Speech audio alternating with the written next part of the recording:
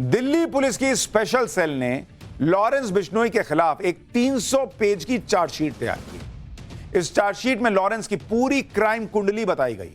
इसमें लॉरेंस के एक स्टूडेंट से खतरनाक क्रिमिनल बनने तक के बारे में एक एक डिटेल है। पुलिस की इस रिपोर्ट के मुताबिक लॉरेंस बिश्नोई अभी गुजरात की साबरमती जेल में बंद है, लेकिन इसके बावजूद लॉरेंस का जो ये सिंडिकेट है वो लगातार बड़े क्राइम कर रहा है। लॉरेंस ने जेल में बैठे बैठे किस तरह पंजाब के मशहूर सिंगर सिद्धू मूसेवाला और मुंबई में फिल्म स्टार सलमान खान के घर पर हमला करवाया, इसको लेकर भी इस चार्जशीट में कई खुलासे हुए।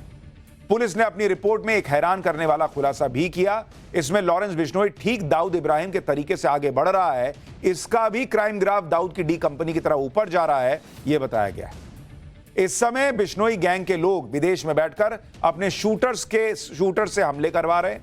90 के दशक में दाऊद भी मुंबई में इसी तरह मर्डर करवाता था। यानी लॉरेंस के क्राइम का साम्राज्य अभी और बढ़ने वाला है, ऐसा पुलिस को लगता है। हालांकि आम लोगों के बीच लॉरेंस बिश्नोई को लेकर अलग अलग राय है। बहुत सारे लोगों को लगता है लॉरेंस बिश्नोई देश के लिए काम कर रहा है, अगर वो पन्नू जैसे लोग, निज्जर जैसे लोगों को टारगेट कर रहा है। दाऊद तो उगा ही करता था सिर्फ। ये चर्चा हो रही है। लेकिन लॉरेंस बिश्नोई के खिलाफ 300 पन्नों की चार्जशीट में पुलिस ने क्या क्या खुलासे किए हैं, अब आपको एक एक करके बताता हूं। लॉरेंस बिश्नोई गैंग में अलग अलग राज्यों के 700 से ज्यादा शूटर हैं। इसमें 300 के करीब शूटर अकेले पंजाब से जुड़े हैं। अपराध की दुनिया में लॉरेंस का नाम गुरुजी भी है और इसकी गैंग का नारा जय बलकारी है। लॉरेंस की गैंग में शूटर्स की भर्ती के लिए सोशल मीडिया प्लेटफॉर्म का इस्तेमाल होता है। इसमें युवाओं को क्राइम की तरफ आकर्षित करने के लिए सोशल मीडिया पर लॉरेंस बिश्नोई की फोटो और वीडियो को वायरल किया जाता है। इसके लिए लॉरेंस बिश्नोई के पेशी पर आने जाने के वीडियो को सोशल मीडिया पर वायरल करवाया जाता है।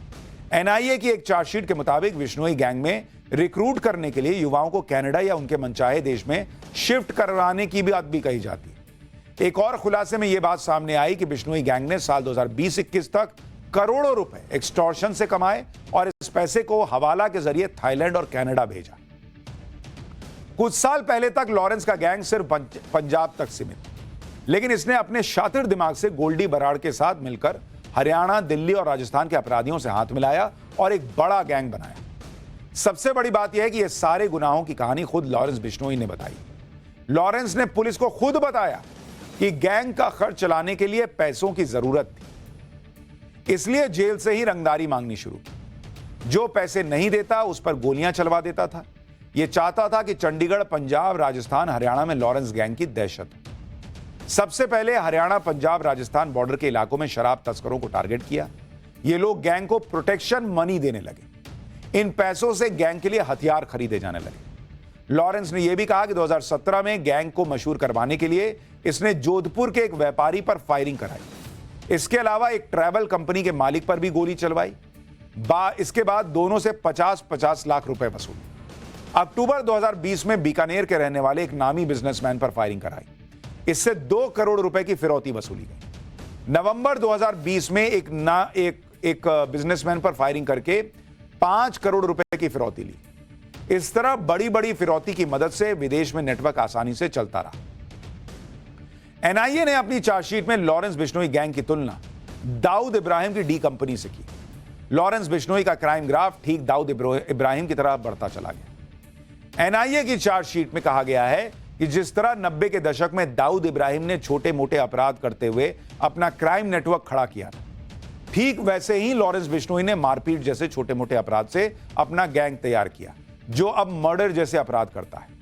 दाऊद इब्राहिम ने ड्रग की तस्करी, टारगेट किलिंग, एक्सटॉर्शन रैकेट के जरिए अपराध की दुनिया में कदम रखा था। ठीक उसी तरह लॉरेंस भी अपराध कर रहा है, यह चार्जशीट में लिखा है। दाऊद ने डी कंपनी बनाई, पाकिस्तानी आतंकियों से हाथ मिलाकर अपना नेटवर्क कई देशों तक फैला लिया। लॉरेंस बिश्नोई का गैंग उत्तर भारत के राज्यों से शुरू होकर अब एक इंटरनेशनल गैंग बन चुका है।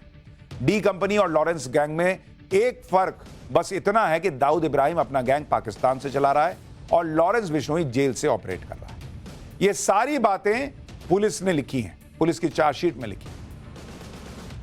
लॉरेंस के राइट हैंड गोल्डी बराड़ और रोहित गोदारा कनाडा और दूसरे देशों से बिश्नोई गैंग को ऑपरेट कर रहे हैं। लॉरेंस की क्राइम कुंडली किस तरह दाऊद से मिलती है, इसका एक और उदाहरण देखिए। जून 2022 में सामने आए क्रिमिनल डोजियर के मुताबिक पिछले 12 साल में लॉरेंस के क्राइम लिस्ट में बहुत तेजी से बढ़ोतरी।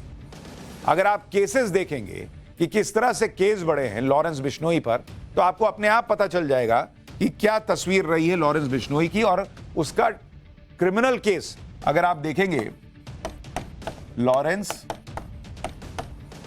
बिश्नोई,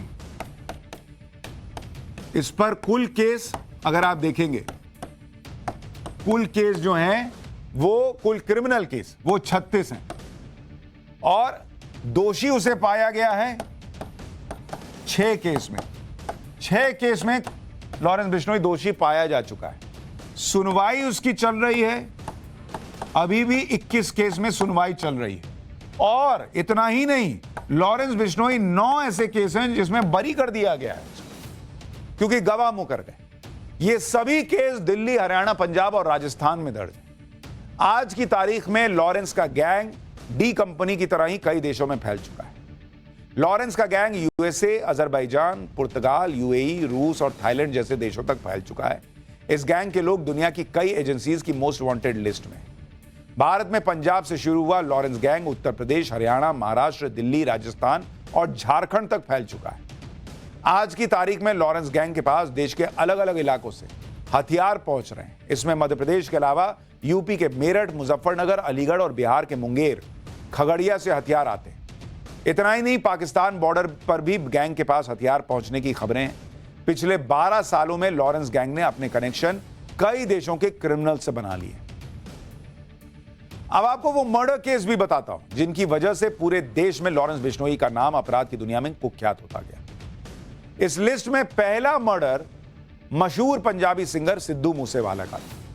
29 मई 2022 में लॉरेंस बिश्नोई के शूटर्स ने सिद्धू मूसेवाला की हत्या कर दी थी। सिद्धू मूसेवाला को 24 गोलियां मारी गई। इस पूरे मर्डर की प्लानिंग गोल्डी बराड़ ने की थी। दूसरा मर्डर केस है सुखदेव सिंह गोगामेड़ी का। राजस्थान के राजपूत नेता को 5 दिसंबर 2023 को घर में घुसकर हत्या की गई। इस हत्याकांड में लॉरेंस का राइट हैंड रोहित गोदारा शामिल था, जिसने यह करवाया था। तीसरे केस में सलमान खान के घर पर फायरिंग हुई। इसी साल 14 अप्रैल को सलमान खान के घर गैलेक्सी अपार्टमेंट पर फायरिंग हुई। इस हमले में अब तक लॉरेंस ग्रुप के 3 शूटर्स को अरेस्ट भी किया जा चुका है। चौथा मर्डर केस तो बाबा सिद्दीकी का है। इसी महीने 12 अक्टूबर को मुंबई में बाबा सिद्दीकी की गोली मारकर हत्या हुई थी। पुलिस के मुताबिक इस हत्याकांड में बिश्नोई गैंग के 6 लोग शामिल थे। मुंबई क्राइम ब्रांच ने बताया कि 3 संदिग्ध शूटर्स ने मर्डर से पहले लॉरेंस बिश्नोई के छोटे भाई अनमोल बिश्नोई से बात भी की।